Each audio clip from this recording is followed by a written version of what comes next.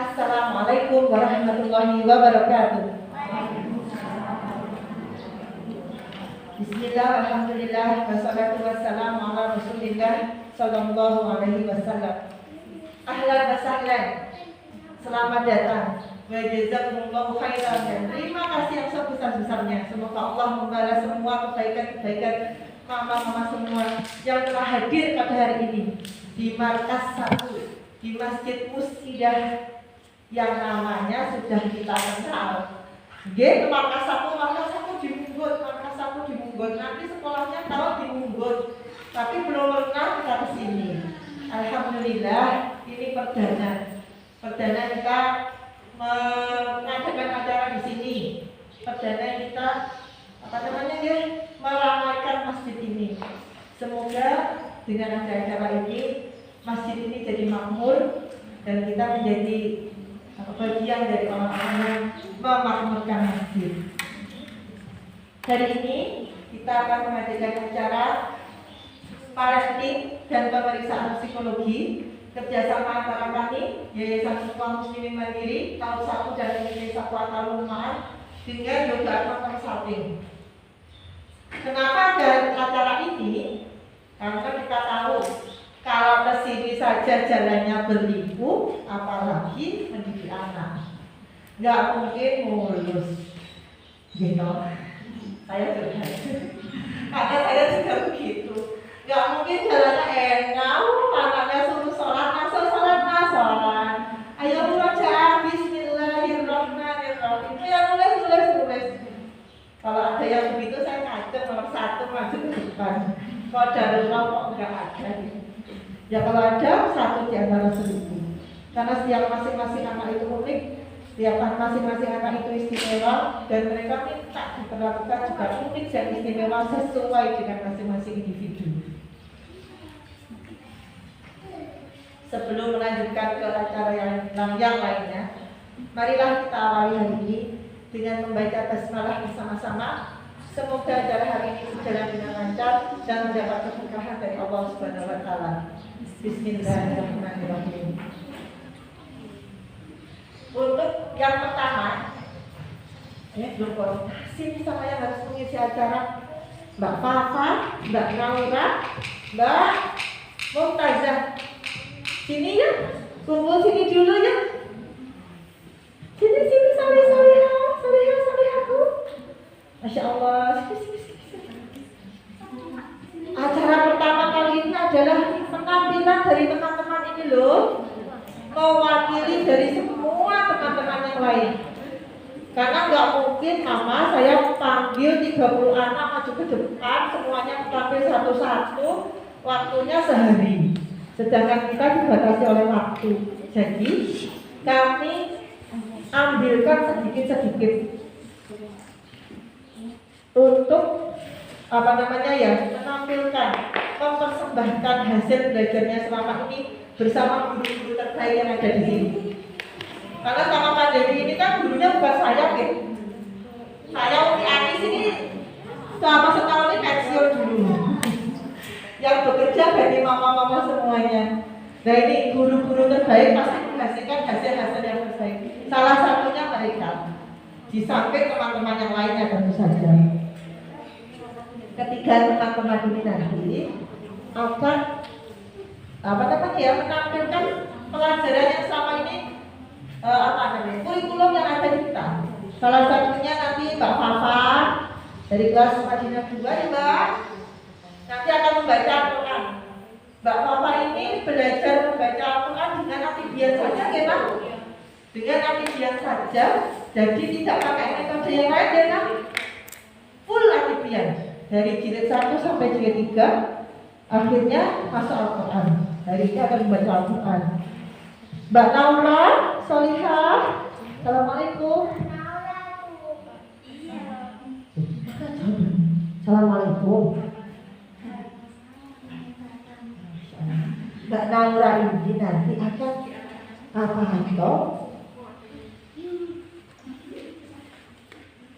hafalan tarbiyah hadis. Masya Allah. Siap. Masya Allah. Nanti Mbak Naura akan menghafalkan hadis-hadis yang selama ini kita baca, yang kita hafalkan. Ya, satu-satu nanti ya, buktinya tanya nanti ya. Ya, nggak usah takut atau jujur. Aku jujur. Kita nggak apa-apa. Assalamualaikum. Ya Allah. Kelas berapa?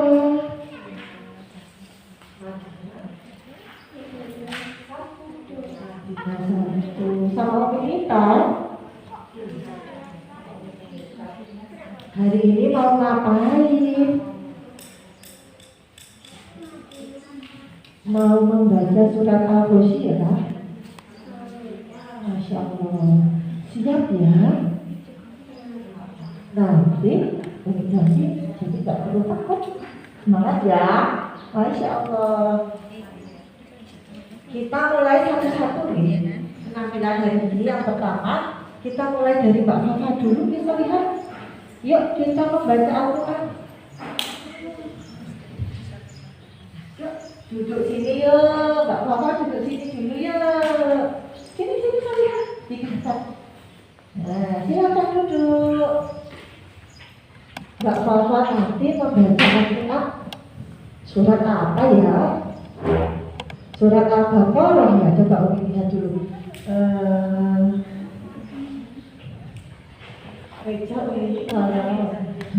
Oh Masya Allah, alhamdulillah. Jazakumullahu khair.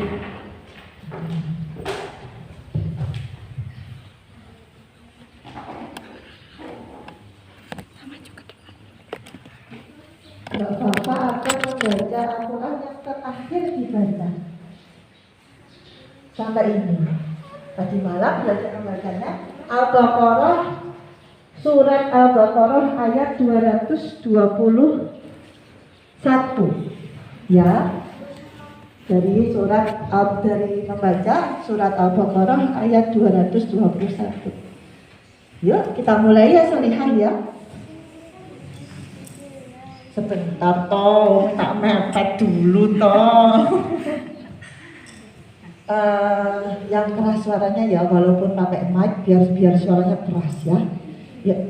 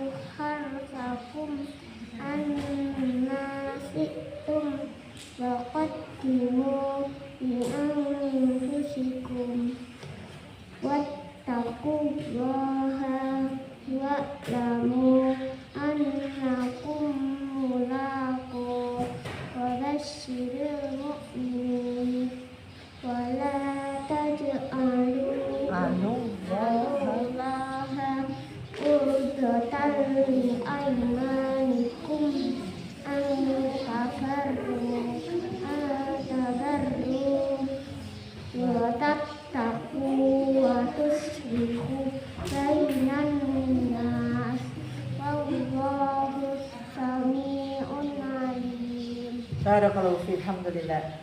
Sudah selesai. Lancar. Masya Allah. Tadi malam cuma baca Quran. Sama siapa? Sama ibu. Di rumah setiap hari baca Quran? Masya Allah. Pakai TPA di luar enggak? Enggak. Cuma sama ibu. Hanya adik dia. Pernah baca metode lain?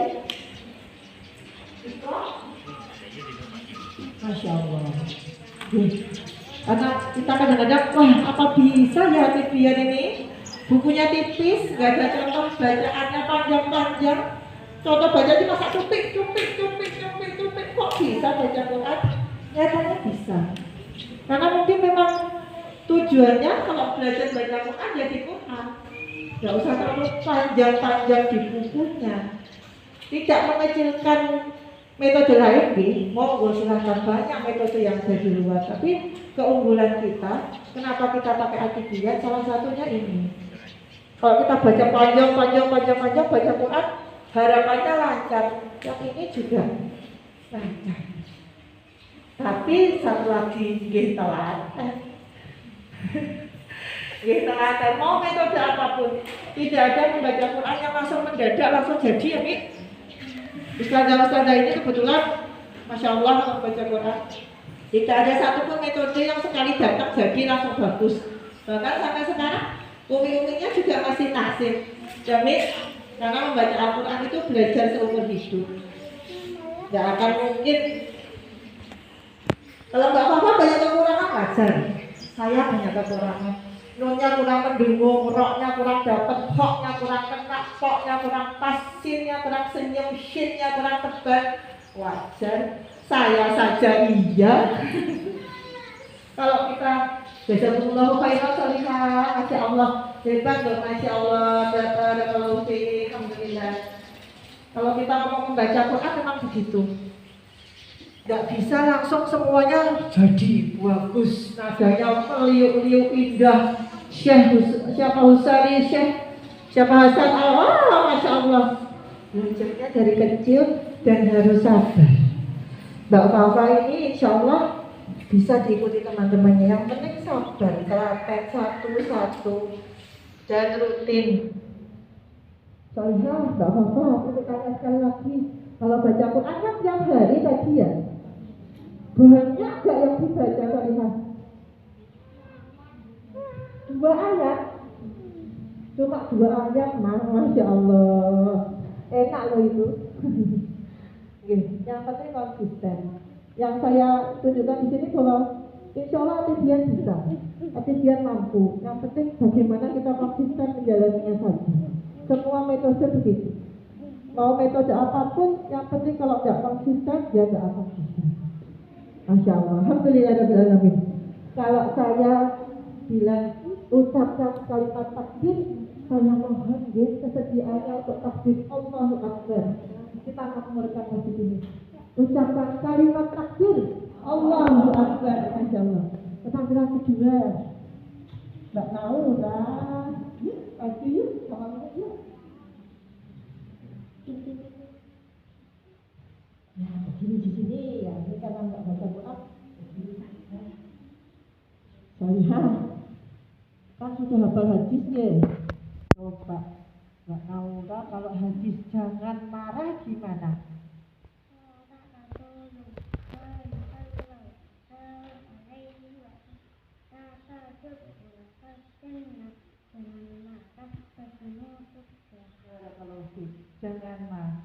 Jangan marah bagimu surga. Saya tunjuk diri saya sendiri, jangan marah bagimu surga.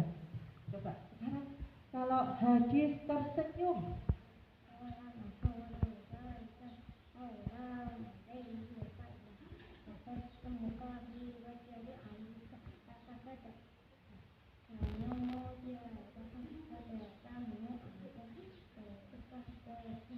kalau tetap ya pakai masker tetap ya Mbak, sama juga.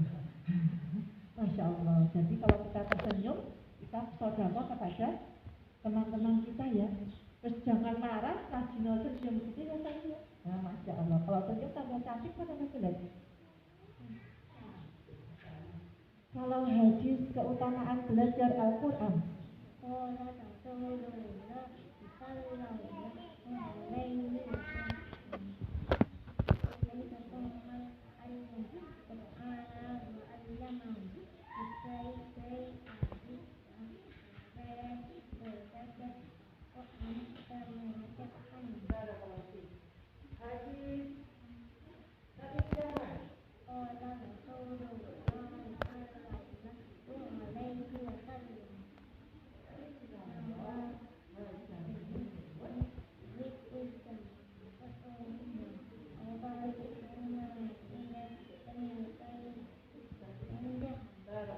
Masya Allah. Kita menghafal sekitar berapa ya? 15 atau berapa? 12, 22, 20, 20 hadis, 20 hadis. Dalam 3 tahun ini, dalam 3 tahun. Dalam kurikulum kita, buku tarbiyah 1 untuk anak TK dalam 2 tahun, 3 tahun dari kelas hafal sampai kelas makan menghafal 20 hadis. Kira-kira seperti itu. Kalau kita teruskan insya Allah hafal semua, cuma ya banyak 20.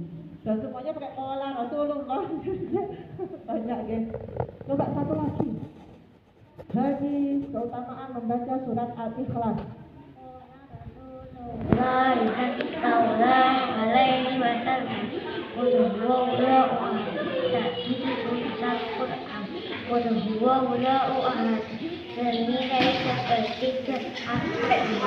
Barakallahu fiik, alhamdulillah. Mbak Laura tiap hari belajar ngapalin hadis sama siapa?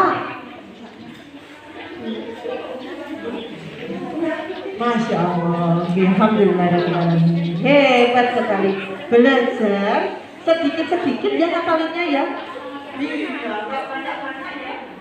Masya Allah, alhamdulillah, hebat sekali. Barakallahu fiik, silakan kembali ke tempat.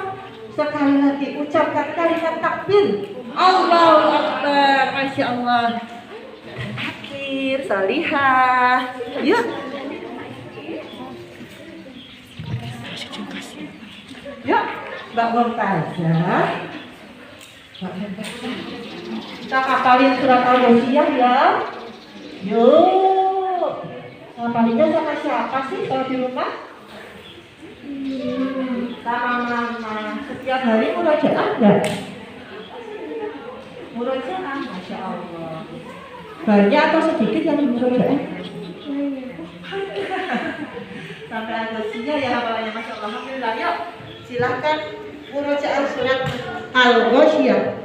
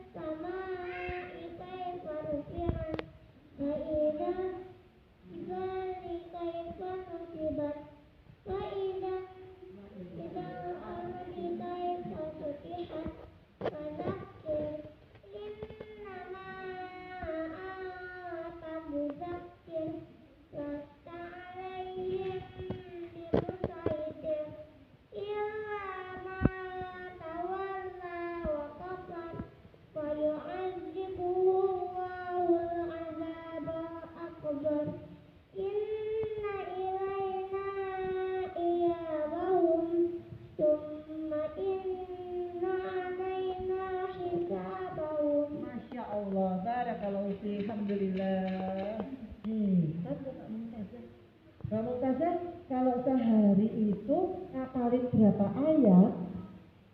5 ayat. Setiap hari ngapalin 5 ayat, sedikit ya. Apalagi kalau Al-Ghasyiyah nggak terlalu panjang ayatnya ya. Berarti itu kurang lebih 2-3 baris ini. 2-3 baris setiap hari, Masya Allah. Rutin, setiap hari begitu. Masya Allah. Dan banyak sebenarnya yang hafalannya sudah sama dengan Mbak Mumtazah. Rutin, satu hari, satu baris, 1 ayat, 2 ayat, 3 ayat, insya Allah mampu. Anak-anak ini takutnya cepat. Ditalkin atau mendengarkan. Mamah yang baca, Mbak Mumtazah ngikuti atau Mbak Mumtazah mendengarkan tok. Mendengarkan saja. Iya. Mama ini enggak hal apa-apa Mbak Mumtazah ngikuti begitu. Oh, ditalkin memang. Oh ini teknik talkin itu ternyata memang salah satu teknik yang terpopuler dan tercepat. Jadi anak-anak menurut penelitian sampai umur 7 tahun pendengarannya itu yang paling berkembang pendengaran, karena dari dalam bayi ada yang dari dalam bayi didengarkan Mozart apa-apa, kita dengarkan Quran, pendengarannya akan lebih cepat nangkep, apalagi Quran, apalagi umur segini golden age-nya dia setiap hari 2 ayat, 2 ayat, 2 ayat, 2 ayat selesai. Banyak yang alhamdulillah yang hafalannya dengan Mbak Mumtazah, Al-Ghasyiyah, ada yang sampai at-takbir, ada yang sampai al-a'la. Nah, banyak-banyak itu karena memang setiap hari ditalkin 1 ayat, 2 ayat, 1 ayat, 2 ayat talkin. Mamahnya yang juga ikut kul huwallahu ahad setiap hari. Setiap hari itu jangan dibayangkan dari jam 7 pagi sampai jam 7 malam ya, Ma. 5 menit aja, kul huwallahu ahad 10 kali selesai. Enggak terus dari jam 7 pagi sampai jam 7 malam, kul huwallahu ahad, kul huwallahu ahad. Nah, begitu. Kalau kemarin kita mendengar keberkahan dalam Al-Quran, gimana sih? Kalau orang tuanya sibuk, paksa, kasih waktu, beri waktu sedikit, walaupun cuma 10 menit, 20 menit, 30 menit. Kalau memang tujuan kita anak kita bisa menghafalkan Quran, paksa, beri waktu khusus 15 menit atau 10 menit untuk menghafalkan. Kita beri contoh, insya Allah nanti teman-temannya akan anak-anak akan mencontoh kita, insya Allah. Jazakallah khair salihah. Sekarang Mbak Mumtazah ikut ini yuk, teman-temannya ke belakang, kita mau belajar. Oke? Ya, Masya Allah. Alhamdulillah alamin. Wah, ini agak molor nih saya. Agak molor. Umi, Mbak Mumtazahnya sudah. Ini mejanya Mbak Mumtazah, Masya Allah. Tidak usah bawa meja, ya saya lihat di sana tidak ada meja. Ya di sini aja. Tasnya, saya persilahkan. Selamat mengikuti. Gimana istimewanya?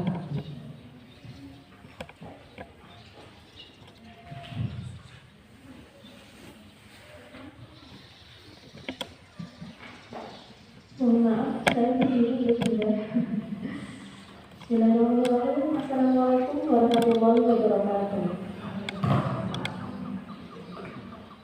Perkenalkan, nama saya Faisal Hidayah. Di sini saya bertugas sebagai moderator dalam acara seminar parenting bersama Bunda Mariani, Ketua Cabang Biro Psikologi Keamanan Suatu Mandiri. Sudah tidak asing lagi dengan nama parenting Bunda D. Oh ya, sebelum ke inti materi, saya sapa dulu Bunda, Ayah, bagaimana kabarnya hari ini? Alhamdulillah, baik-baik saja. Sehat walafiat, alhamdulillah. Bagaimana kondisi apa itu namanya psikologis anak kita di mana masa pandemi ini Bunda Ayah dituntut untuk menjadi guru di rumah, menjadi apa itu namanya contoh di rumah. Biasanya kita langsung mengantarkan anak sekolah, kemudian pulang dijemput dan seperti itu. Dan ternyata pandemi mengharuskan Bunda dan Ayah untuk menjaga 24 jam putra putri. Bagaimana Bu pengalamannya Bu? Seru ya, menantang gitu ya Bu ya. Nah di sini di masa pandemi ini kita sebagai bunda, sebagai orang tua dituntut untuk menjadi guru di rumah untuk membimbing putra putri kita. Nah, kalau kita tidak punya ilmu parenting, kalau kita tidak punya ilmu psikologi ya, nah gimana kita bisa mengetahui kondisi psikologis anak? Kita tahu kalau misalnya dia kondisi fisiknya bagus, misalnya dia nggak panas, dia nggak muntah-muntah misalnya, nah kayak gitu kita kan bisa. Tapi kalau kondisi psikologis belum tentu. Nah, di sini kita akan kupas tuntas mengenai kondisi putra putri Bapak Ibu. Silakan nanti kalau misalnya ada pertanyaan, ada keluhan dari bunda semua, bunda ayah tentang parenting, kita kupas di sini. Ini ada kesempatan emas bagi bunda dan ayah untuk meluapkan perasaannya setelah beberapa masa ini dilanda pandemi dan harus mengurusi putra putrinya secara penuh seperti itu. Saya mempunyai pemateri yang praktisi di bidangnya, yaitu Bunda Maharani, yang akan mengulas tuntas di mana istimewanya anakku. Beliau tamat dari SMA Negeri 3 Madiun. Kemudian beliau studi di EEC Yogyakarta. Kemudian setelah itu beliau mendalami ilmu pendidikan guru anak usia dini di PGRI Madiun. Juga program guru tandem ayah Edi dan certified konselor yoga sama consulting Madiun dan certified of Neo NLP. Ada yang tahu Bu Neo NLP? Ya. Bagaimana kata-kata kemudian penampilan itu langsung mempengaruhi pola pikir dari kita. Itu neuro linguistic program. Beliau sebagai praktisioner, master dan trainer. Tidak hanya pendidikan, tidak hanya teori yang beliau kuasai, beliau juga berpengalaman dalam bidang PAUD, yaitu beliau juga pernah menjadi kepala sekolah PAUD Bintang Al-Ikhlas Madiun, kepala cabang Yoga Consulting Madiun sampai sekarang, yang juga sedang mendalami tentang anak usia dini. Kemudian beliau juga founder SMA Selamat Pagi Indonesia. Ini lokasinya ada di Batu Malang. Kemudian beliau juga sekretaris Sanggar Biru Madiun. Ini sisi lain dari beliau. Beliau juga berkecimpung di dunia teater. Kemudian beliau juga ketua PPLIPI, menjabat sebagai ketua PPLIPI DPC Kota Madiun. Tidak usah berbahasa-basi lagi. Kita undang pemateri kita yang terhormat Ibu Bunda Maharani, silakan untuk memasuki memandu acara parenting pada pagi hari ini. Terima kasih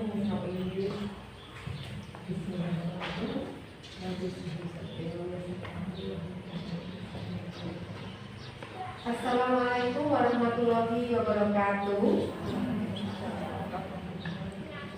Kepada yang terhormat Umi dan Ustazah di tahun 1 dan MDP 1, kepada bunda-bunda Panda, Umi, Ayah semua di sini, saya ucapkan terima kasih, bangga sekali bisa berada di tengah-tengah panjenengan semua yang mau belajar. Puji syukur saya panjatkan kepada Allah Subhanahu wa Ta'ala karena pada kesempatan hari ini kita diberikan kesempatan untuk belajar. Oke? Bunda, sudah lama di rumah terus nih. Tidak nganter-nganter jadi gojek nih. Tapi sudah 1 tahun jadi guru. Gimana rasanya nih? Rasanya Bu, saya berdiri ya sama jalan-jalan nih ngomongnya biar enak. Ya. Oke, hari ini kita akan membahas di mana istimewanya anakku. Ketika pertama pertanyaan itu muncul? Tema ini request dari Umi.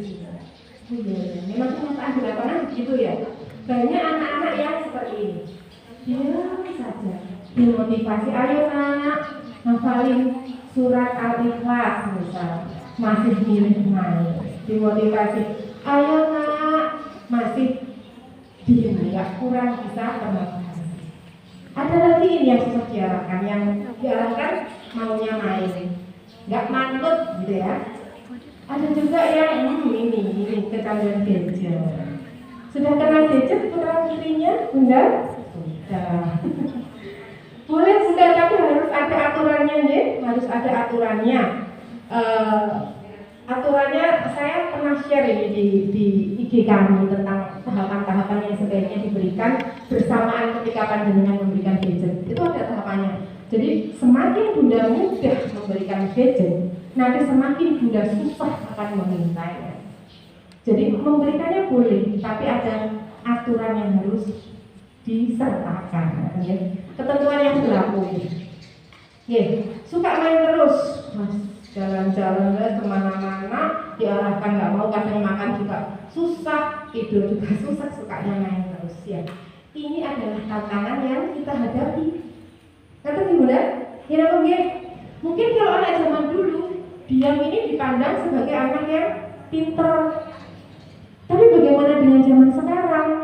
Di mana-mana semua adalah memungkinkan untuk menjadikan mereka belajar, untuk stimulasi mereka. Apa-apa di depan mata banyak sekali. Sementara kalau anak mau bermain itu tidak butuh mainan juga. Tidak hanya butuh mainan apapun, mainan itu apa tuh? Mainan itu segala sesuatu yang anak itu bisa memanfaatkannya, dia enjoy. Bisa jadi lipstiknya ibunya dibuat coret-coret mata, ya udah. Bisa jadi sepatunya ibunya, ada anak cowok dibuat cetik-cetik buat mainan, ya. Mainan mobil-mobilan yang seharusnya ya idealnya ini bukan mainan tapi diprotoli mainan. Ya. Jadi berbicara tentang anak usia dini pada prosesnya benar yang dikatakan Umi Anissa tidak mudah, sehingga kita semua menemui yang namanya tantangan. Kok gak hafal-hafal, dikasih PR, dikasih ini kok susah, ada tantangan. Terus kemudian di luar itu introspeksi gitu loh, kenapa ya kira-kira kok begini, kenapa anakku kok susah, kenapa ya? Ketika ada introspeksi ini, apa ada yang salah ya dalam aku mendidik anak? Salahku sebelah mana? Tidak jarang panjenengan konsultasi sama uminya, Mimi kok begini ya, gitu ya. Kok susah, padahal saya itu sudah meluangkan waktu sedemikian rupa, sudah mengkondisikan, tapi kok masih susah ya? Ya. Setelah adanya introspeksi ini yang ada hanya dua bunda. Yang pertama adalah belajar, yang kedua itu mengalir. Kalau air mengalir itu arahnya mana tuh? Ya, ke bawah. Terus membawa segala sesuatu yang saya katakan tidak berguna ya, daun keren ya segala macam, kurang bagus. Pilihannya yang pertama yang mana dua bu? Panjenengan pilihannya belajar atau yang mengalir? Oke, belajar, mencari solusi. Kita sepakat ibu, hari ini kita semua belajar bareng. Di sini saya tidak bermaksud menggurui, saya berbagi, mudah-mudahan ada manfaatnya ya. Ini gambar apa bun? Gambar kado. Nah, ketika kita mendapatkan kado, rasanya gimana? Sudahlah anak-anak dapat kado dibungkus padahal belum tahu isinya, tapi sudah sowan. Sama halnya ketika kita, saya, bunda-bunda semua, juga hamil. Berapa banyak biasanya putranya baru satu? Iya, usianya berapa? 5,5 tahun, benar? Iya, saya ajak flashback 5,5 tahun yang lalu. Ketika panjenengan menemui garis 2 di tespek, rasanya gimana? Rasanya gimana? Budaya lain juga mengingat-ingat. Rasanya gimana? Ayah mungkin senang ya, seperti dapat kado. Apalagi yang sudah menikah tahunan, benar-benar berharap 5 tahun, 10 tahun, benar-benar berharap banget, terus kemudian garis 2, dicek lagi ke dokter ternyata positif, seperti dapat kado. Senangnya bukan main. Rasanya gimana Bu? Pengen segera membuka, seperti anak tadi, pengen ngerti, oh anak laki-laki perempuan, bagaimana kondisinya. Pas periksa di USG, yang anaknya sudah cewek cukup, dan cowok. Saya itu tadi, anak saya kecil cowok. Pengen dibuka, pengen tahu, penasaran. Terus kemudian dalam kondisi hamil ini, panjenengan itu menjadi perempuan yang sangat istimewa dan ingin diistimewakan. Biasanya makan bakso habis 2 mangkok, ya kan? Terus pas panjenengan hamil, baru bau asapnya itu udah, ya aku pusing, aku nggak mau makan bakso, ya. Biasanya apa-apa kemana-mana sendiri mandiri karena hamil manja, nggak kuat. Ada yang kayak gitu, istimewa. Tidak semua orang mendapatkan kesempatan itu. Tidak semua perempuan, tidak semua ibu dikasih kepercayaan sama Allah untuk mengandung. Ya. Setelah itu apa benar? Kita jadi bersyukur. Setiap sholat, setiap saat, setiap waktu kita bersyukur, kita berdoa agar janin yang kita kandung ini baik. Bahkan ketika 3 bulan ditiupkan, dituliskan segala macamnya, itu kita berdoa banget agar anak-anak kita akan nanti menjadi anak soleh solehah. Dan ketika anak-anak lahir, ketika anak lahir ini saya bilang, ngaku tentang dengan begitu atau tidak? Saya ya, begitu lahir tuh kita senang, bahagia, alhamdulillah. Begitu mendengar tangisannya tuh benar-benar terharu gitu ya. Tapi apakah cukup sampai di situ? Kalau saya itu penasaran, dalam hati pengen dan bertemu. Tapi terus bertemu apa yang dilakukan Bu? Ini kalau saya hitung jarinya, benar? Saya cek semua dari kepala sampai kakinya, fisiknya, glitonik, gedongnya tuh dibuka. Begitu sudah tahu semua baik, kita mengucapkan alhamdulillah itu sudah.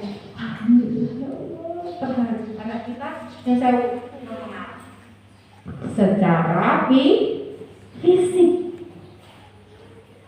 Dan anak itu unik Bunda. Panjenengan loh yang bukan gimana? Ya Allah soleh, anak soleh yang ganteng, sendiri nomor 1, ayahnya nomor 2. Gitu. Segala sesuatu yang baik kita harapkan, kita haturkan, kita mohonkan untuk dia. Dan kata-kata unik ini artinya apa Bunda? Tidak ada yang sama. Bahkan kembarmu beda. Allah menciptakan segala sesuatu makhluk hidup itu tidak ada yang sama. Sekarang kita melihat ini aja dulu, atau mungkin itu tebu itu kan banyak. Coba kita cari 2 helai aja yang sama persis, panjangnya, tebalnya, warnanya tidak ada. Semuanya unik, beda dengan ini. Pasti buatan manusia sama. Tetapi apa yang terjadi ketika orang tua menyamakan anaknya dengan anak yang lain, dengan tetangganya? Tidak mudah. Ya, next. Anak terlahir yang menjadikan Nasrani Yahudi Majusi adalah orang tuanya. Hadis. Di teori tabula rasa, anak adalah kertas putih yang memberikan warna, yang menggambar, yang mencoret-coret. Siapa benar? Orang tuanya. Artinya apa? Pengaruh terbesar anak-anak adalah orang tua. Orang tua dan madrasah terdekat anak. Orang tua lebih kecil lagi sih Bunda. Ibu. Oke, kita sepakat ibu. Bicara orang tua. Nah, begitu anak tadi yang kita lahirkan tumbuh, panjenengan ini pasti punya visi ya. Punya visi. Anakku besok pengen tak jadikan hafizah, pengen tak jadikan penghafal Quran, pengen tak jadikan dokter, pengen tak jadikan artis. Jadi kan setiap orang itu tuh punya keinginan. Bisa jadi berangkat dari keinginan orang tuanya yang tidak didapatkan. Contoh, masa kecil orang tuanya TK di sekolah umum, nggih, tangan ke atas, ke depan, melipat. Zaman dulu gitu. Kalau zaman saya nggak tahu ini seumuran nggak ya. TK-nya masih begitu, TK-nya nasional, agama itu nggak ada. Padahal kita pengen, aku tuh pengen visinya kita menyempurnakan anak-anak. Besok anak-anakku bisa jadi penghafal Quran, biar anakku agamanya bagus, biar bisa membawa orang tuanya, gitu. Terus kita memilih sekolah dengan sekolah yang mempunyai visi yang sama dengan kita, betul? Artinya kita memiliki lingkungan yang baik, yang sama dengan apa yang kita inginkan. Sekolah dan rumah harus bersinergi, gitu ya. Ya, dalam perjalanan proses belajarnya, orang tua dan anak, guru dan anak harus melakukan interaksi, Bunda. Pasti interaksi. Dan ketika interaksi terjadi, gimana Bunda? Bisa jadi kita langsung bisa memegang, anak langsung turun. Bisa jadi anaknya banyak hal tantangan yang dihadapi. Bagaimana biar itu berjalan dengan lancar? Kita harus mengenali. Sama halnya fisik tadi. Ngaten. Bunda sudah kenal anaknya belum? Dulu kok tanya gitu loh, anakku ya sudah kenal lah. Anakku tuh rambutnya keriting, hidungnya pesek, ada tai lewatnya di punggung gitu. Bukan. Yang saya maksud di sini adalah mengenali kondisi psikologinya. Apa yang dia butuhkan? Harus mengenali dulu Bunda. Dan ketika kenal, maka proses pendidikan akan berjalan dengan baik. Ya, prosesnya akan berjalan dengan baik.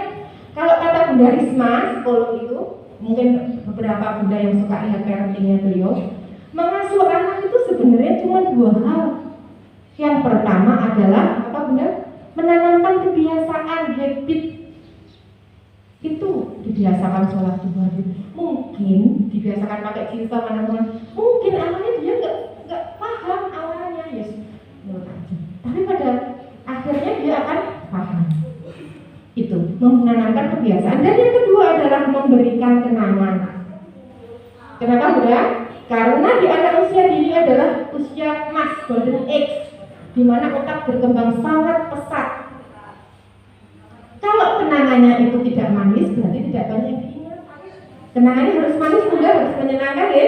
Nah, nanti bagaimana sih Bu Lulut caranya kita memberikan kenangan manis? Kita bahas di materi.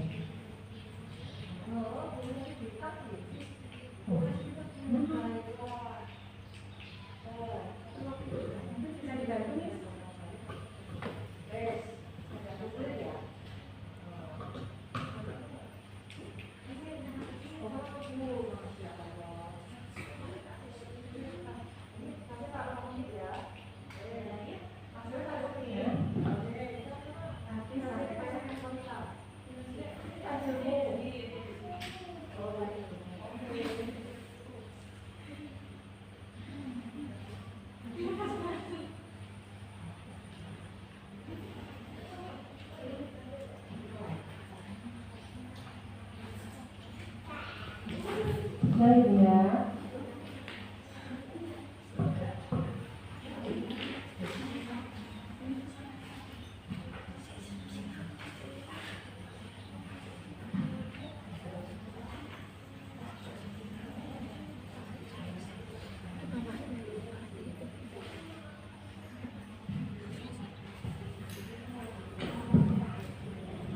Ayah Bunda, di sini kita bisa melihat ada dua gambar anak ya. Gambar anak yang pertama dia suka matematika. Pulang minta, "Mama, aku bikinkan tambah-tambahan." Padahal di sekolah udah belajar, tapi pulang masih suka sekali menghitung, suka matematika, terampil sekali dengan angka. Terus anak yang kedua dia suka bergerak-gerak, nggak bisa diem, gitu ya, nggak bisa diem. Kira-kira pintar yang mana? Suka menari. Pintar yang mana Bun?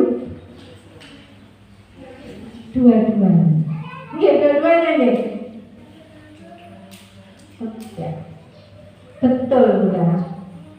pintar dua-duanya. Kalau kita mau menyadari di dalam diri anak itu sebenarnya banyak potensi, banyak keistimewaan. Apa saja sih Bulut? Ya mari kita bahas. Tadi yang pertama sudah saya sampaikan bahwa anak yang pintar matematika itu namanya logik matematik. Itu yang biasanya orang tua dan sekolah tanamkan baca tulis hitung itu standar pinter pada umumnya. Mungkin apa nggih? Anak usia dini kalau sudah bisa baca dipandang pintar. Apalagi bisa baca Al-Quran dengan pintar. Gitu ya.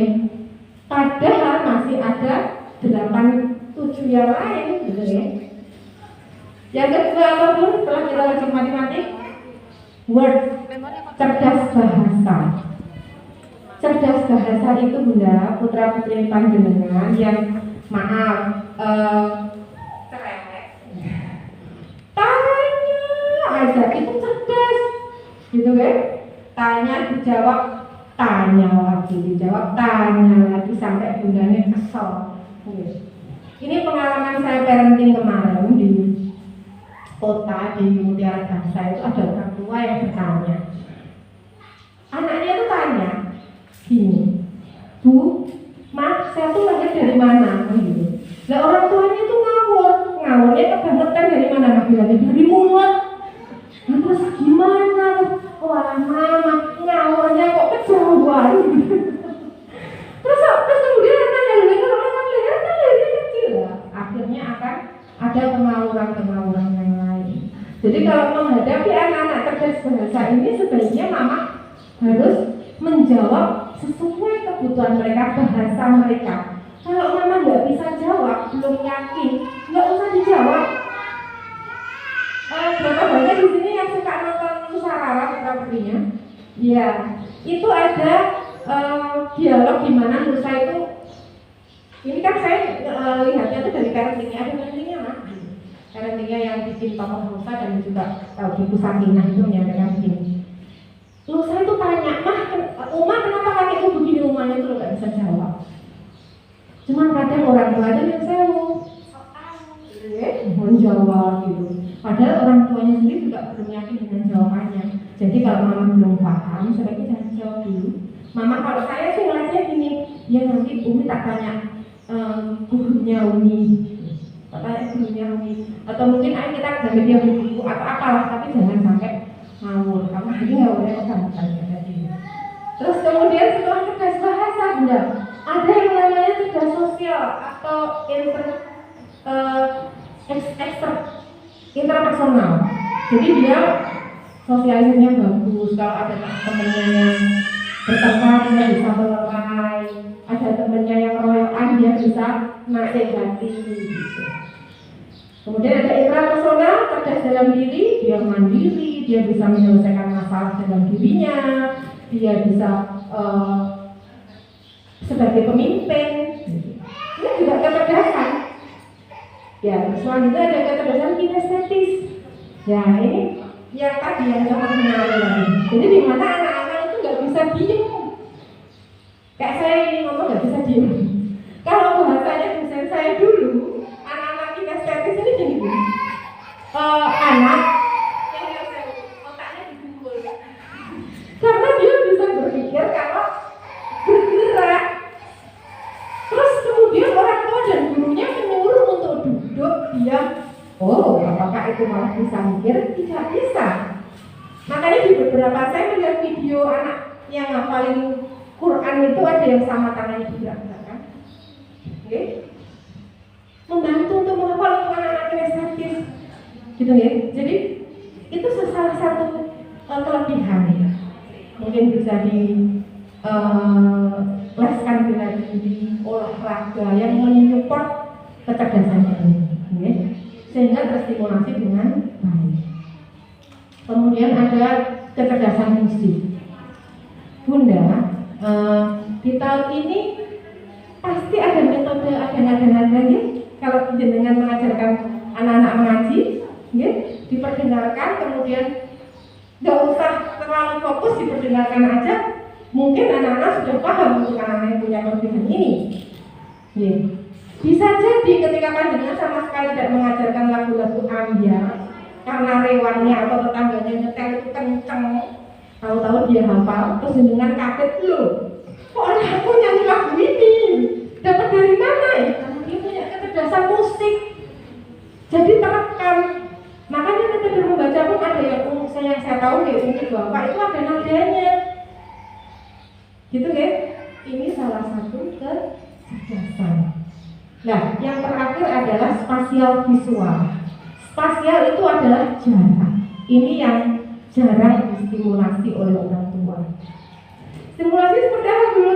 Bermain pasir, bermain balok, di mana dia bisa memperkirakan, oh ini stasiunnya, ini rumahku, ini rumah sakit. Biasanya kalau di pantai itu dia suka pilih istana pasir gitu ya. Itu salah satu kecerdasan calon insinyur. Oke, ada 8 kecerdasan sudah kita bahas. Setelah panjenengan tadi kan kangen-kangen deh, anakku kira-kira apa ya? 1 nggak bisa diem, oh ya, kinestetis. 2, oh cewek tarik, ngomong aja, oh iya. 2, iya. Terus kalau dia senangannya di rumah itu bersenandung gitu, oh ya tidak, berarti inilah. Pertanyaannya, apakah putra putri bunda ayah di sini semuanya cerdas? Cerdas, yes. Saya tanya lagi coba, kok katanya gak yakin ya? Apakah putra putri ayah dan bunda semuanya di sini cerdas? Yes. Alhamdulillah, putra putri panjenengan semua, putra saya, putra Umi istimewa. Oke, sadar. Oke, anakku istimewa. Lalu ada pertanyaan lagi, loh kalau sudah tahu istimewa seperti itu terus saya harus gimana Bu Lulut? Ya, langkah selanjutnya setelah kita tahu istimewa, untuk anak-anak bisa memaksimalkan otomatis ada proses yang namanya belajar. Terus belajar. Oke, anakku cerdas musik, kalau dengerin nasyid, dengerin hero apa gitu langsung hafal. Oke, berarti pusat biar pemahamannya itu dalam, itu pusatnya ada di otak. Kita benar ada otak kanan, otak kiri. Tetapi cara kerjanya berbeda. Nah, putraku ini otak kanan atau otak kiri dulu? Ya, di sini secara umum saya akan menyampaikan. Tapi bunda jangan khawatir. Anak-anak dites, insya Allah nanti hasilnya bisa seperti panggilan ya, apakah kanan atau kiri, tidak berapa-berapa lagi ya. Ada 2 bagian, otak kanan dan otak kiri, yang masing-masing mempunyai fungsi. Satu dilihat di situ. Anak-anak otak kanan itu di bawah sadar, sukanya berimajinasi, sukanya bermimpi, berhayal. Anak-anak otak kanan 1 tambah 1 jadinya bisa 11 karena berhayal tadi. Tapi kalau anak-anak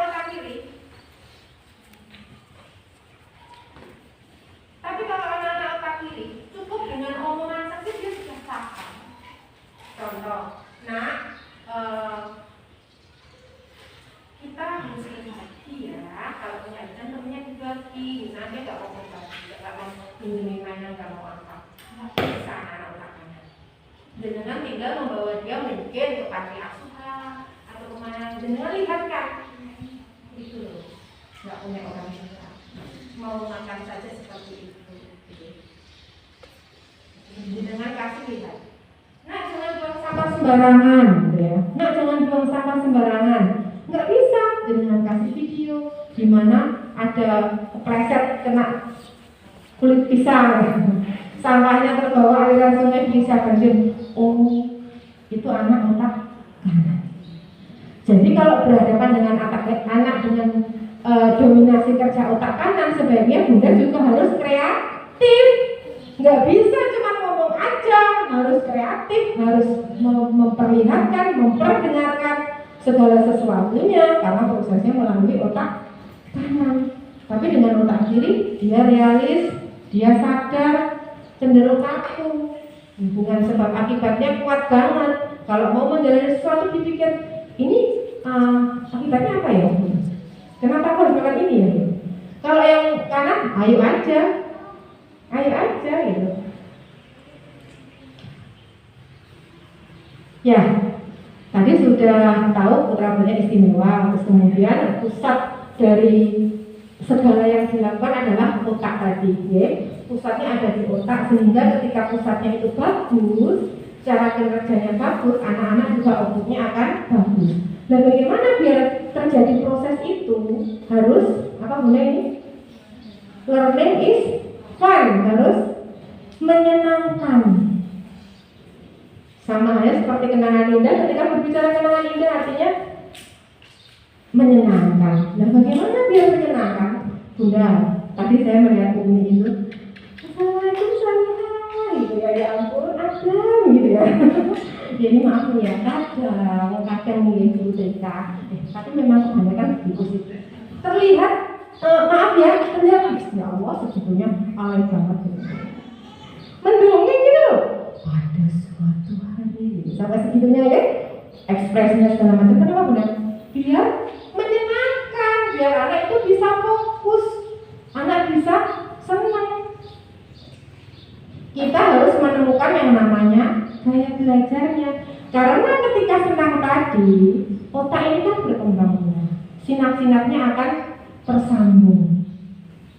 Anak senang tersambung, anak senang tersambung. Jadi ketika anak senang itu saat yang tepat untuk Bunda ini melakukan pembelajaran, saat yang tepat untuk Bunda ini memberikan nasihat, saat yang tepat Bunda untuk memberikan input yang baik untuk mereka.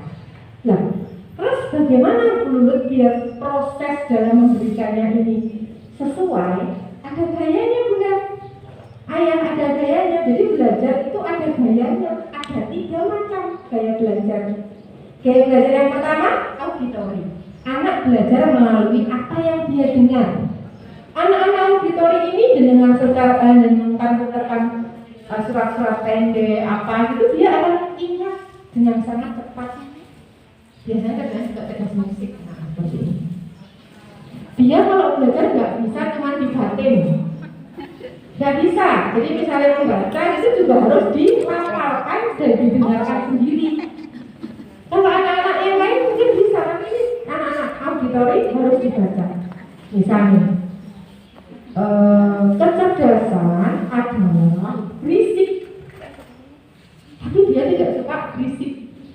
Misalnya belajar ngaji, ada adiknya atau siapanya berisik, dia nggak bisa, nggak mau berisik. Maunya nada-nada yang teratur, jadi sangat terganggu dan kalau dengan nada yang berisik. Kemudian yang kedua adalah auditori. Yang kedua adalah visual. Visual itu dengan apa yang dia lihat. Jadi kalau putra-putrinya panjenengan TK, terus rumahnya itu dindingnya bersih, itu kurang tepat Bunda. Karena untuk anak-anak visual ini dia belajar melalui apa yang dilihat. Dengan pengen mengajarkan rukun Islam, ya, dengan tempelkan di situ gambar-gambarnya yang mendukung. Mau mengajarkan anak-anak untuk berbagi, di tempel gambarnya ketika berbagi itu yang terwakili tangan di atas, tangan di bawah. Jadi harus melalui gambar, harus dengan apa yang dia lihat. Kayak gitu. Misalnya, Bunda biasanya di rumah nggak pernah lipstikan. Terus suatu hari ini Bunda lipstikan, pasti dia akan komentar. Karena tidak idealnya dia tuh bermain. Kok nggak kebiasaan? Pasti dia akan ngomong. Dengan aja yang sekarang ingat teman SD teman TK-nya. Aku tuh ingat ketemu temanku itu lupa namanya. Visual. Gitu. Biasanya orang visual ini necis, pakai baju nggak mau diatur. Dia punya standar sendiri. Udah nih kesepaknya aku mau pakai itu, aku pakai ini. Gitu. Gaya belajar visual. Yang ketiga adalah kinestetis, dengan sentuhan. Segala sesuatu kalau dia belajar cuma dilihat, didengar, dia nggak mau langsung disentuh. Berapa banyak bunda-bunda di sini yang beli HP, dibaca dulu, dipelajari dulu, baru dicas, atau langsung HP-nya dicas? Ada yang langsung HP-nya dicas? Itu kinestetis. Anak-anak juga gitu. Suruh cuma baca betul, nggak mau melakukan langsung. Kinestetis. Akhirnya nggak bisa diem dengan melakukan. Kayak bercerita tadi, makanya bu guru ngomong, pada suatu hari ada seekor harimau yang auditori fokus, Ya, visual juga melihat karena ekspresinya gurunya kayak harimau. Terus yang kinestetis langsung mempraktekkan harimaunya ngasih. Itulah yang membuat, karena guru harus memfasilitasi semuanya. Kalau nggak gitu, wes gini aja, coba pandangan ingat-ingat zaman sekolah SD atau SMP, SMA udah. Gurunya masuk, yang sewu ya, gurunya sudah tak, gurunya sudah sepuh. Anak-anak dibuka halaman 70 berapa? Yang visual kira-kira fokus nggak? Terus setelah itu dibaca ceramah lagi. Yang auditory dapat, yang kinestetis uncal-uncalan. Pokoknya yang nggak fokus itu nggak dapat. Makanya sekarang kurikulum di sekolah kan dapat 13 segala macam, di mana anak-anak juga langsung praktek, langsung melakukan. Ya, dalam hal ini banyak guru-guru yang mungkin usianya sudah senior agak kebingungan karena biasanya mengajar duduk, memperlakukan semuanya sama. Terus dibanding itu akhirnya pikirannya juga luar biasa. Nggak ada yang kakaknya sudah SD mungkin begitu. Awal-awal itu memang, tapi sekarang insya Allah sudah terbiasa. Apalagi banyak ibunya. Orang tua yang harus praktek langsung di rumah. Oke, 3 gaya belajar ini. Bisa jadi putra putrinya punya ketiganya. Cuman ada yang dominan. Semakin gaya belajarnya, jadi begini Bunda. Nanti dinilai akan muncul satu saja. Misal visual, misal auditory. Bukan berarti yang lain tidak ada, yang lain ada, cuma yang dominan itu. Dan ketika diketahui yang dominan, harapannya panjenengan bisa memfasilitasi, bisa memberikan sesuai dengan gayanya. Oke. Ya, udah. Kita ngomong ini ya, ngomong anak usia dini, ngomong adik-adik kecil itu senang terus ya. Nah, berapa banyak putra putri panjenengan ini kalau di kodam langsung guyu? Iya gitu. Apa semuanya begitu Bunda? Oh tidak, ada yang begini. Bunda ini ayahnya sampai giginya kering. Seknya kurang di bulan-bulan ini seknya kurangnya ada. Ada juga yang begini. Baru dideketin padahal kita ini senyum, malah nangis. Tapi begini mau dibuka, mau rame, mau berisik, mau kalau dia ngantuk ya pokok aja. Ya, ini adalah gambaran 4 kepribadian. Jadi kepribadian itu di dalam psikologi generalis saudara itu dibagi menjadi 4. Dibagi menjadi 4 ini perwakilan, ya. Oke, sekarang ini misal nih. Nanti akan diadakan pementasan misal.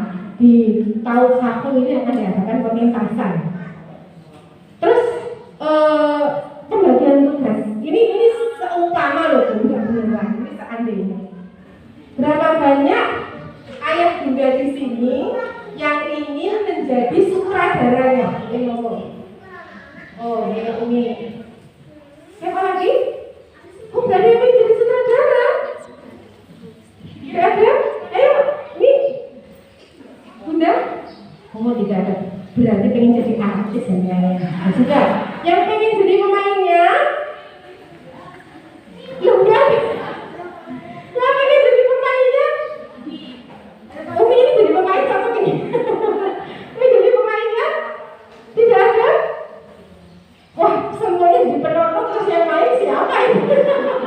Yang main penyanyi sendiri. Yang jadi penontonnya siapa?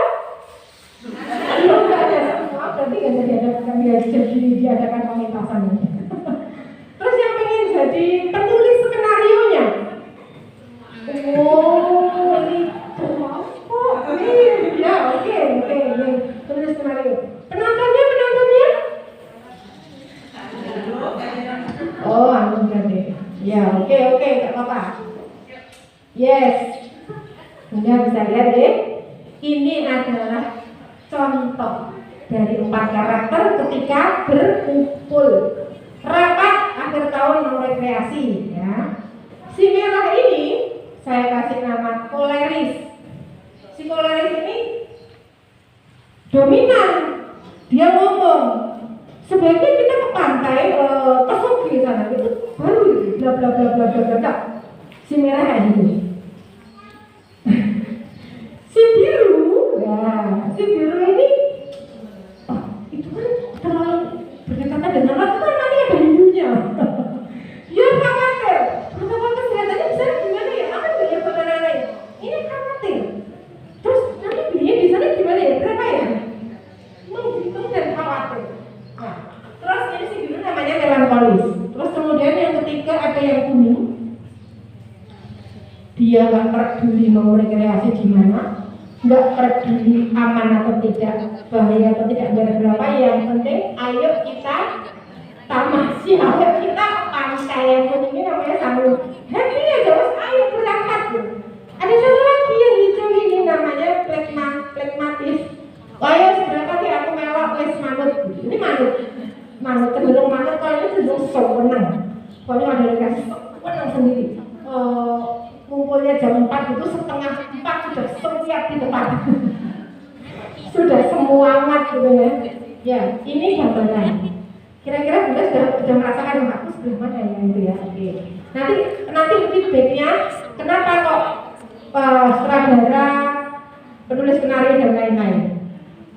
Selanjutnya ini mau pengajian masih nunggu ustazahnya belum datang. Berempat lagi ngobrol, ini masing-masing mewakili masing-masing karakter, masing-masing kepribadian. Si merah mendominasi, dia ngobrol. Temennya main ngomong, lu aku lupa. Nggak mau dipotong, ada kayak gitu. Dia tuh menceritakan dengan penuh semangat gitu, ide dan gagasannya. Si biru lagi mendengarkan si merah ngomong, si melankolis ini ngomongnya aku tersinggung gitu, kadang tersinggung padahal nggak ngomongin dia tapi dia merasa gitu. Terus yang kuning ini ya si samping yang sambil itu ya tahu aja, dia nggak merasa tersinggung, dia juga nggak merasa ada masalah, senang aja gitu aja. Kalau saya hijau oh ya iya nih tenang damai ini. Oke, dari 4 kepribadian ini panjenengan sudah bisa membayangkan, aku kira-kira yang mana, anakku kira-kira yang mana.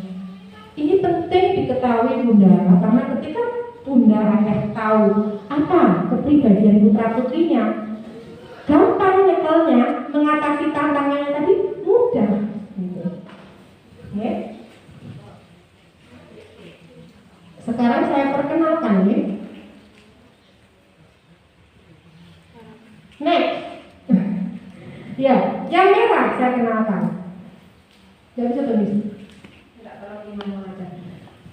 Yang merah ini adalah si koleris. Oke, kita akan membahas yang namanya koleris ini. Koleris ini, kalau panjenengan sedikit banyak mendengarkan ulasan saya yang sebelumnya, orangnya gimana Bunda? Gimana? Dominan, orangnya dominan, orangnya keras, kalau punya kemauan kuat. Biasanya kalau minta ke Bunda itu nggak dituruti, bakalan nangis minta dituruti. Aku mau ini, mau tas yang gambarnya ini warnanya ini gitu. Kalau yang lain nggak mau. Kuat, kadang maaf terkesan jahat gitu, sama temennya tego. Gak dikasih pokoknya ini punya aku gak egois gitu. Itu positifnya dia punya keinginan kuat, kalau pengen apa-apa harus melakukan. Tapi bagaimana dengan negatifnya? Kita yang kaku. Nah, si koleris ini namanya siapa Bunda? Namanya yang hijau tadi, yang iya wes jalan aja, namanya plekmatis. Si plekmatis ini sabar, pendengar yang baik. Si kolerisnya mau ngomong banyak ya, oh iya, oh gitu, dia ngedongi, bisa jadi pendengar yang baik, bisa mengerti. Itu kelebihannya. Tapi kekurangannya apa Bunda? Tidak mudah termotivasi. Contoh, Bu Guru bilang, ayo ngajinya yang bagus, nanti dipilih 5 orang anak mau mewakili lomba. Yang koleris sudah langsung termotivasi. Bacaannya dibagus-baguskan, hafalannya dibagus-baguskan biar dipilih. Itu yang koleris. Tapi yang flegmatis, kalah ya wes itu aja, biar yang mana aku tanggap pikiran nggak apa gitu. Kayak gitu. Nah, bagaimana orang tua ketika mempunyai anak yang flegmatis ini? Harus menjadi yang koleris. Kalau anaknya kurang dimotivasi, tidak mudah dimotivasi, berarti orang tua harus memotivasi. Kemudian orang tua tanya ke ustazah, oh ini sudah tak motivasi, sudah tak ginikan, tapi kok masih begini? Nah, memang itu kebutuhannya, harus dimotivasi. Nah, catatan untuk memotivasi yang benar itu gimana Bunda? Tidak boleh membandingkan. Wes, itu adalah kata kunci. Memotivasi perlu sekali untuk anak-anak flegmatis, tetapi tidak boleh membandingkan. Karena dibandingkan itu tidak enak. Ini namanya contoh nih. Ayahnya habis pulang habisan nanti pulang ke rumah, bilang sama si ibu, Mama, kalau masakannya soto yang kayak kok enak. Nggak sama kayak masakannya Mama. Gimana rasanya dibandingkan? Nggak enak. Demikian juga anak kita, jadi jangan dibandingkan dengan dimotivasi. Demikian juga sebaliknya, ketika putranya koleris keras kuat, pulang-pulang cerita sama bunda, aku tadi dicokoknya di punggungku sakit, gitu ya. Mamanya kira-kira koleris apa lawannya? Mamanya harus gimana? Kalau mamanya koleris akan begini, ayo kita cari ke rumahnya. Mamanya berarti harus yang flegmatis. Lawannya itu harus, walaupun mamanya juga khawatir dong berdarah-darah, tapi mama harus terlihat tenang seperti orang flegmatis. Tenang walaupun akhirnya merokok juga ya. Gitu soalnya dikenalin dulu Kak ini. Gimana ceritanya? Oh iya benar, saya. Terus kalau berhadapan dengan anak-anak koleris, mamanya harus sabar. Digali, dicari akar masalahnya. Yang terpenting menghadapi anak koleris adalah ketika ada masalah, karena dia menang sendiri anaknya, nggak mau kalah, harus nomor 1, nggak mau nomor 2. Jadi ketika berhadapan dengan seperti itu, mama harus apa? Harus mencari salahnya dia. Mencari kesalahan. Tidak. Kenapa? Fokus ke putra putri panjenengan. Kenapa begitu? Karena ketika jenengan tidak begitu, yang terjadi dia nanti akan mencari-cari kesalahan orang lain. Pendidikan dari kecil Bunda tidak terbiasa introspeksi. Tapi kalau Bunda dari kecil membiasakan introspeksi, Sekto, kenapa kamu kok bisa didorong? Tadi tuh aku tuh mau ngambil mainanku sendiri, tapi sama dia diminta, aku padahal gak pinjemin. Nah kenapa gak mau pinjemin? Misal seperti itu, sampai ketemu, sampai dia merasa, oh iya, ini aku juga, walaupun sedikit aku juga salah, sebaiknya aku meninggalkan hal itu. Misal seperti itu. Terbiasakan mengkoreksi dirinya sendiri, baru orang lain. Tapi kalau panjenengan tidak membiasakan itu terus, oh iya nanti apa dibilangin sama mamanya, nanti mama ketemu sama mamanya, waduh kok tidak terbiasa, tidak menyelesaikan masalahnya. Benar? Anak-anak lain. Terus kemudian, jadi mama harus menjadi kebalikannya ya, karena harus melengkapi. Sama halnya dengan mama. Mama tipikal yang dominan, bos di rumah yang ngatur-ngatur karena papanya kan sibuk kerja misal. Terus mama minta pertimbangan mama, ya gini loh ya, iya, iya kalau bisa, dia kayak saya. Suami saya juga bilang gini, ya wes mi manut, ini loh ya, iya wes, iya. Sekarang bayangkan lah kalau tidak saling melengkapi, sudah mamahnya dominan, papahnya dominan, kasih tuh budal, kasih tuh reaksi, diskusi, ya debat ya, kayak gitu. Itulah fungsinya untuk saling melengkapi. Putra putri kita juga begitu, kita harus melengkapi. Nggak nambah membakar dia, misalnya dia nangis, kita nambah membuat dia nangis, tidak. Kebalikannya ya. Yang ketiga sanguinis. Sanguinis ini dia anaknya penuh pesona. Pokoknya kalau ada sanguinis ini rame. Pun jenengan coba bayangkan pas misalnya ada pertemuan gitu. Ngelihat satu orang itu, ini lihat foto KTP-nya, fotonya dia senyum. Dilihat KTP-nya, kalau KTP-nya jenengan itu bisa sesuai dengan khawatir itu jenengan yakin sangat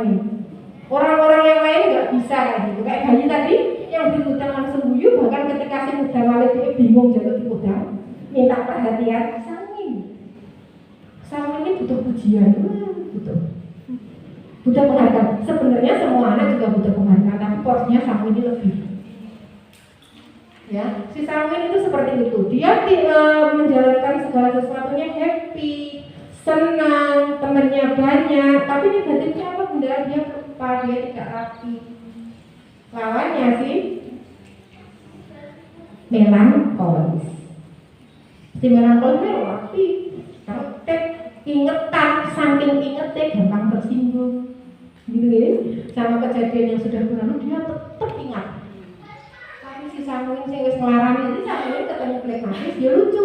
Sangwin ngomongnya enggak pakai dipikir.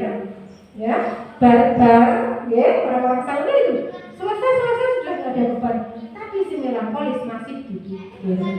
Nah, ini saling melengkapi, akan tetapi orang tua harus lebih cerdas, bukan tambah membuat dia terpuruk. Contohnya ya, melankolis dia pulang-pulang sampai di rumah cerita kalau nggak ditemenin sama si A, nggak ditemenin sama bolonya gitu. Aku di sekolah bolo-boloan aku nggak punya bolo misalnya, kan melankolis kan dia, hatinya itu rapuh. Jadi dia butuh sangat hati-hati berhadapan dengan dia.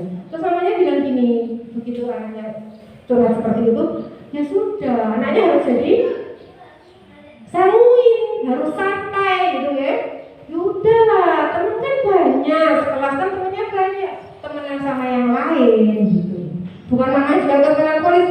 Ya sudah kalau begitu, besok kamu nggak Sangwin ya, nggak kayak gitu. Jangan main sama itu enggak.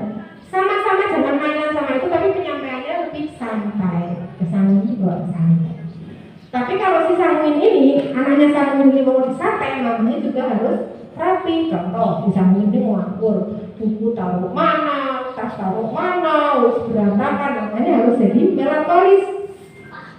Mengingatkan selalu terus melengkapi.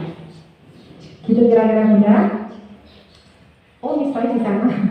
Itu kira-kira bunda yang bisa saya sampaikan dari semua yang telah saya sampaikan tadi. Insya Allah akan membantu putra putri bunda yang istimewa semakin istimewa. Apa yang menjadi tujuan putra putri bunda bisa dalam prosesnya mengalami kemudahan. Karena gini loh bunda, kita tuh mau bikin usaha, misalnya kita mau buka usaha restoran gitu ya, sudah gagal, bisa nggak mulai lagi? Bisa. Gagal dalam usaha kita bisa memulai lagi, tapi kalau gagal mendidik anak, kita nggak bisa memulai lagi. Apalagi anak kita anak usia dini, di mana anak usia dini itu masa kritis. Di rumah sakit aja kalau kritis itu gimana bunda? Dipantau tiap detiknya tuh dipantau. Jangan sampai gitu ya, dipantau. Jadi apa yang menjadi pengaruh lingkungan itu bunda harus benar-benar membatasi, membentengi mana yang boleh, mana yang tidak, mana yang baik, mana yang buruk, agar tidak terjadi hal yang seperti itu. Tidak ada terjadi kegagalan dalam mendidik anak. Itu saja dari saya. Monggo Bu Umi Hanis kalau mau memandu yang mau bertanya.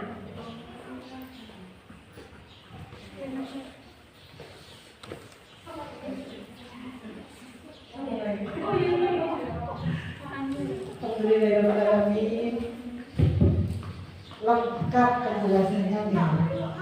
Sudah terbayang. Oh, saya ini loncat-loncat.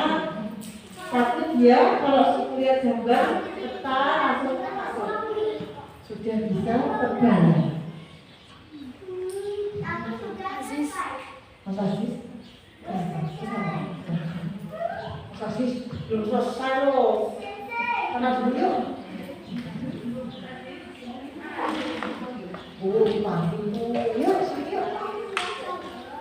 Nah, bawa sini boleh. Di sana.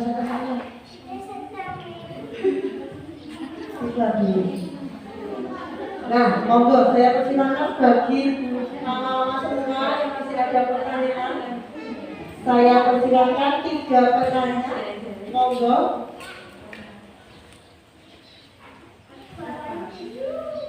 Oh, Terima kasih. Assalamualaikum warahmatullahi wabarakatuh.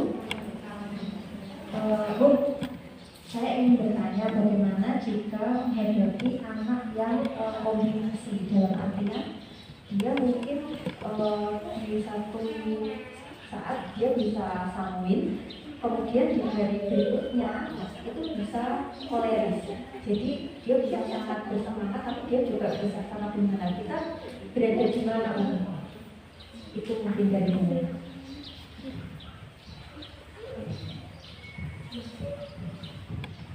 Ya, bagaimana Bu kalau dia bisa berganti-ganti gitu ya?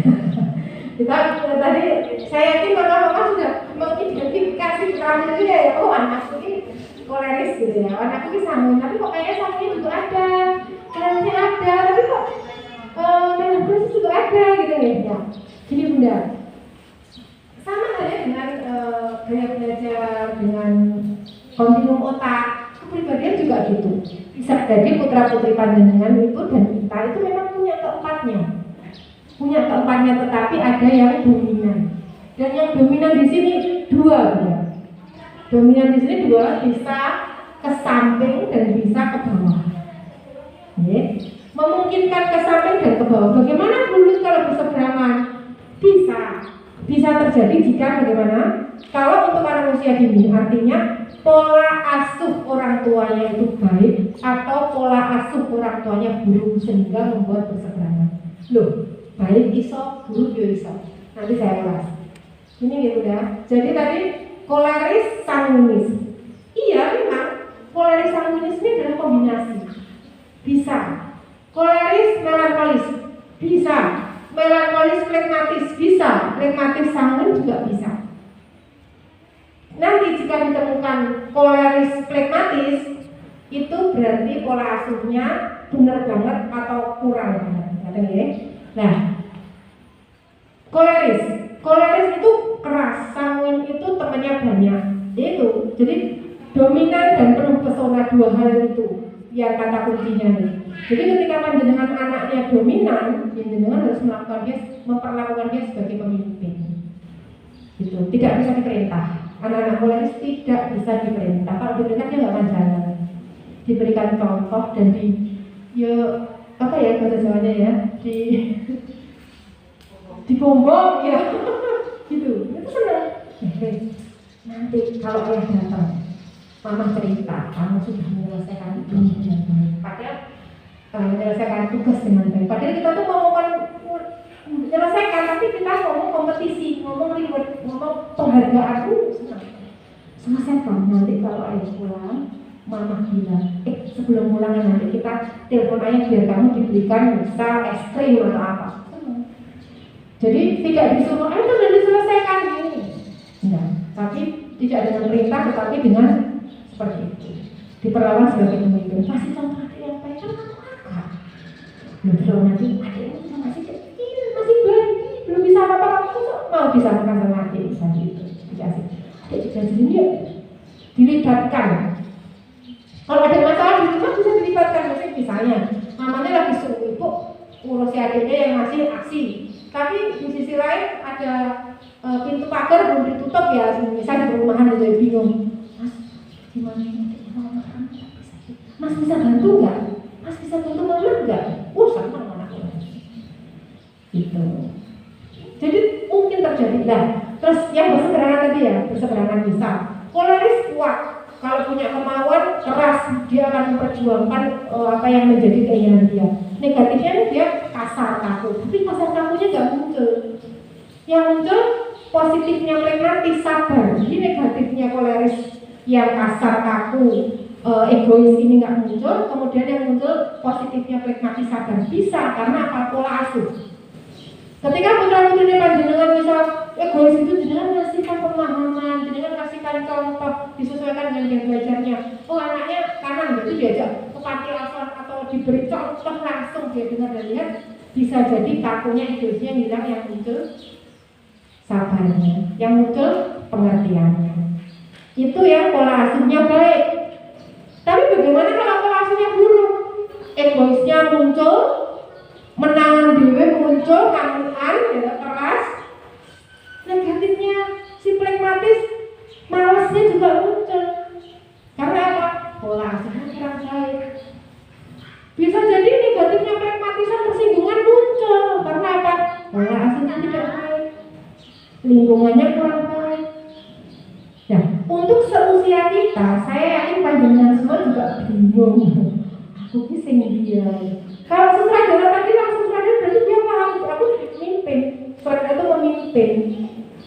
Yang jadi penulis skenario tadi pragmatis, rapi, detail.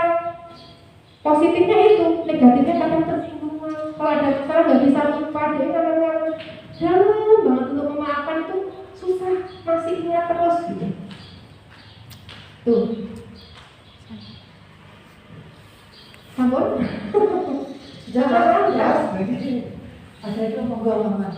Saya. Apa? Stop ya.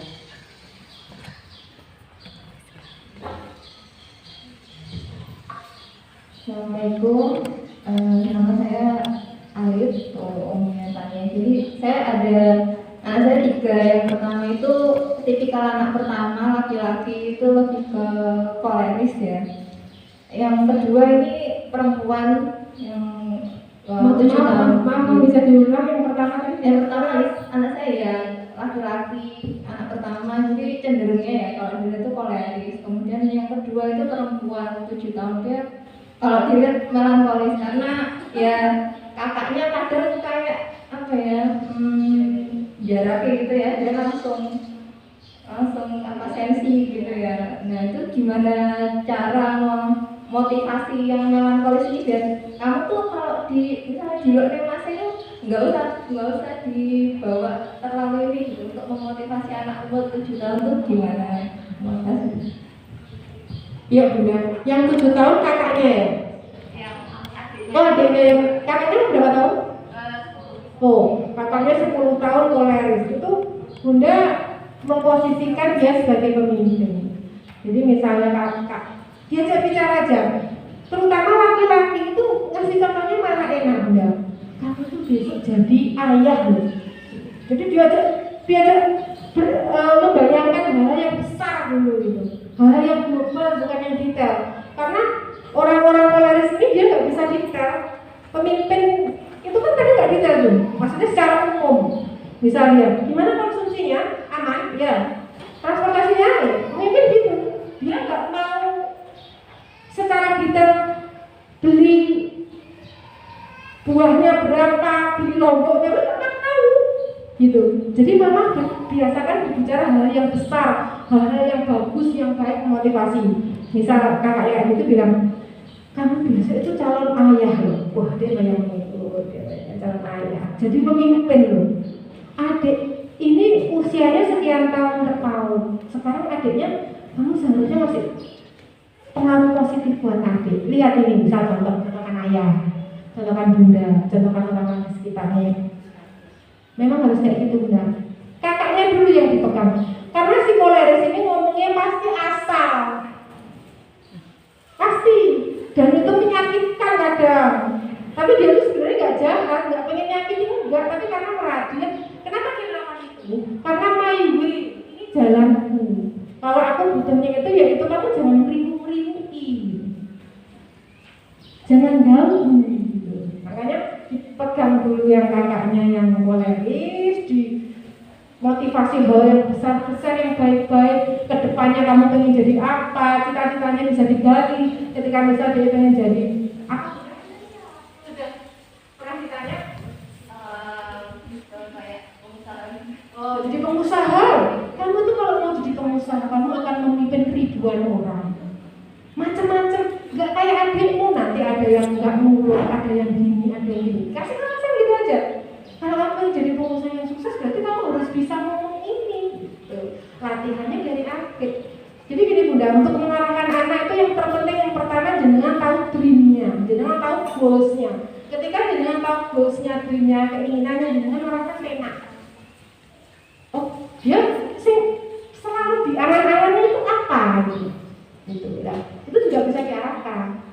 Misalnya dreamnya mamahnya pengen jadi penghafal Quran, ya anaknya sedikit banyak diarahkan ke situ dari kecil jadi bosnya juga.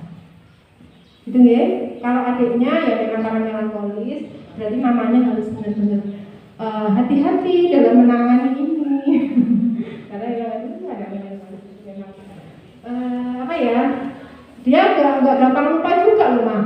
Jadi mungkin secara kondusif aja dia dipisahkan dulu, dikasih tahu tidak di depan kakaknya juga dikasih tahu tidak di depan adiknya, itu juga penting. Jadi tidak terus mengasih tahunya tidak pas terjadi keributan, pas mereka senang, pas makan bersama santai, memang ngomongnya santai.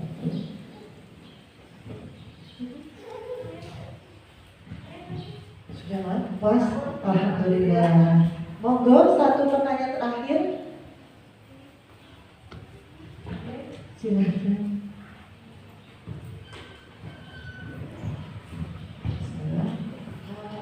Saya mau tanya untuk poin yang tidak boleh membanding-bandingkan untuk memotivasi anak.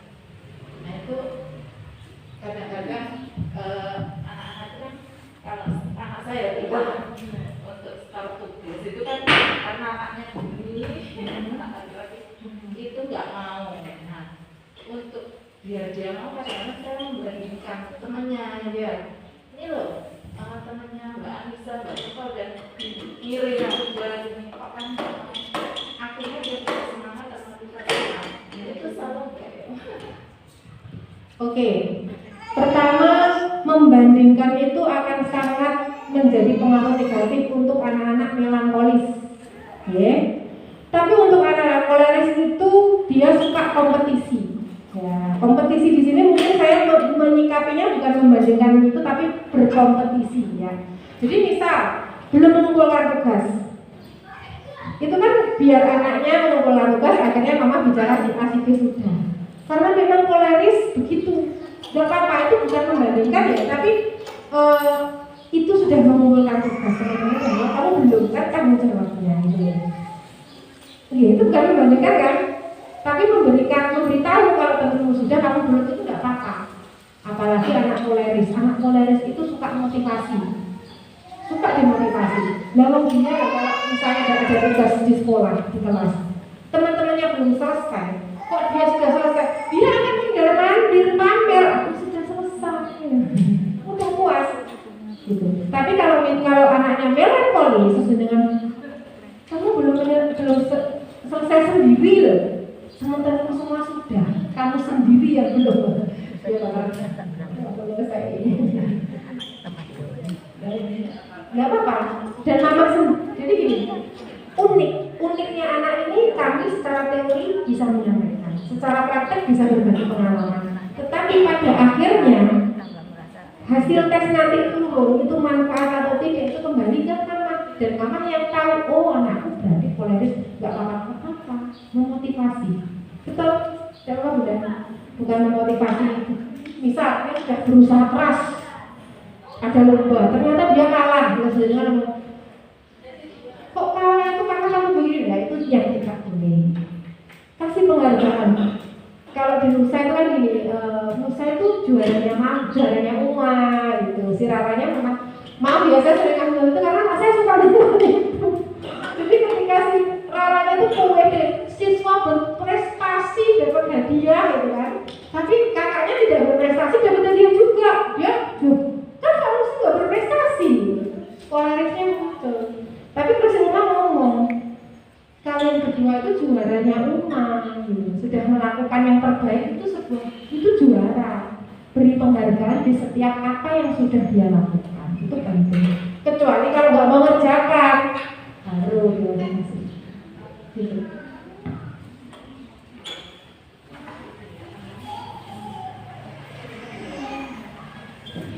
Oh.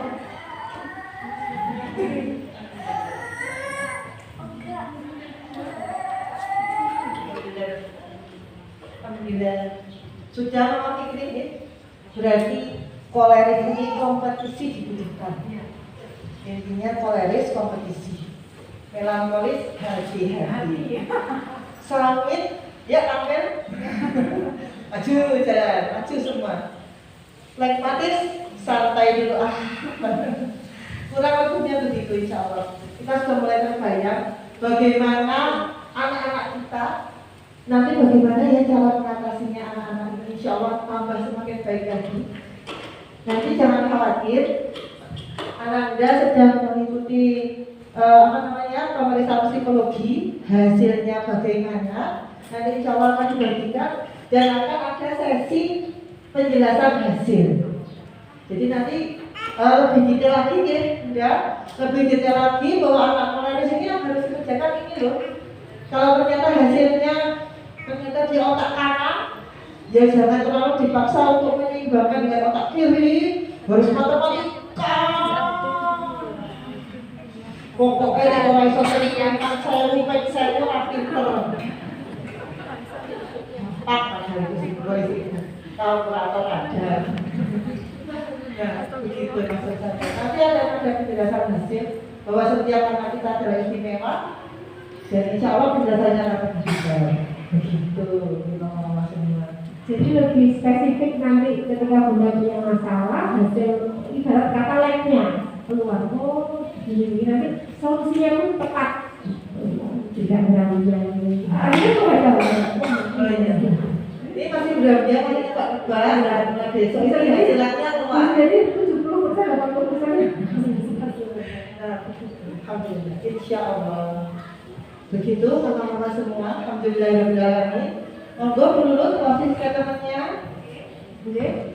Bunda semuanya, Ayah, terima kasih untuk bisa sharing bersama di sini. Saya di sini juga belajar bersama dengan panjenengan semua. Pesan saya tadi Bunda, tidak mendidik anak itu kalau sudah gagal kita akhirnya kita menjadi orang yang kecewa, Bunda ya, itu tentunya tidak kita inginkan bersama. Oleh sebab itu parenting, belajar itu penting. Bahkan kita harus belajar sampai kalian bahagia, kita ditalakin itu harus belajar. Artinya berapapun usia Bunda, berapapun kondisinya, dimanapun kondisinya, belajar itu penting. Karena belajar itu adalah berproses itu adalah tumbuh dalam kehidupan. Terima kasih dari saya, mudah-mudahan bermanfaat. Mohon maaf jika ada yang kata-kata yang kurang berkenan. Assalamualaikum warahmatullahi wabarakatuh. Jazakumullah khairan. Terima kasih. Sekali lagi saya ucapkan jazakumullah khairan atas kehadiran mama-mama semua. Mohon maaf apabila ada kekurangan dalam menyuguhkan ataupun kekurangan dari kami apapun itu, mohon diikhlaskan. Sepertinya tesnya juga sudah selesai. Setelah ini bisa menjemput putra putrinya di belakang tempat tes, dan semoga apa yang kita sampaikan hari ini bermanfaat untuk bunda-bunda semua. Kita akhiri hari ini dengan membaca hamdalah dan doa kafaratul majelis bersama-sama.